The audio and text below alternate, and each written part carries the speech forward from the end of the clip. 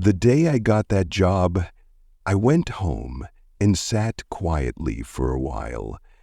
I thought about everything I had been through. The late nights, the tears, the small victories, and the big doubts.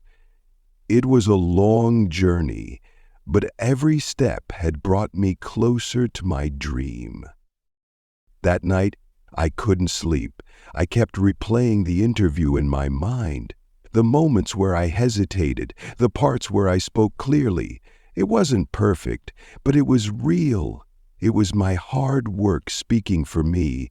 I smiled to myself and whispered, "I did it."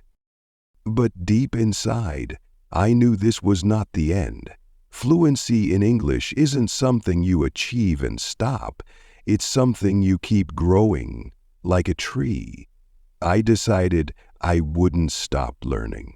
I wanted my English to become stronger, more natural, and more beautiful. The next morning, I added something new to my practice. I started journaling in English.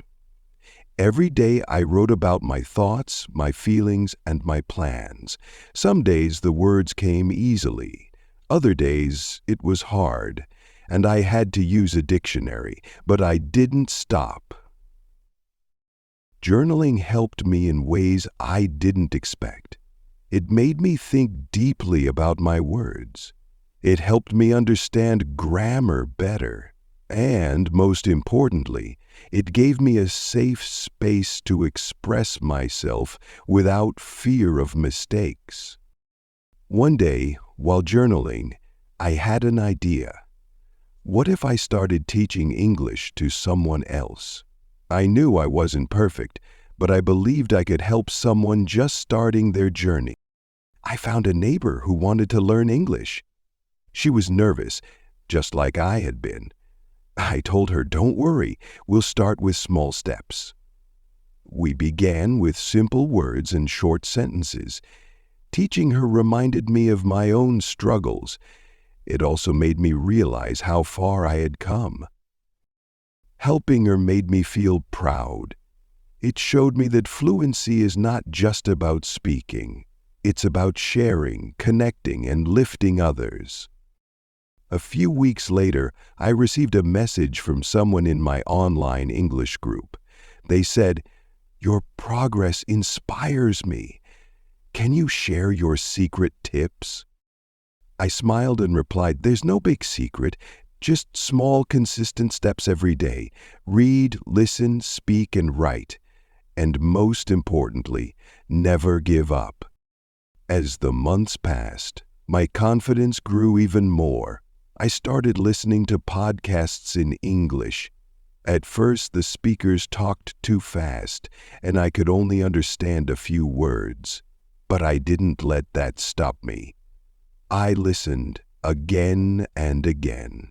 Slowly, the words became clearer. I also began to enjoy learning idioms and phrases.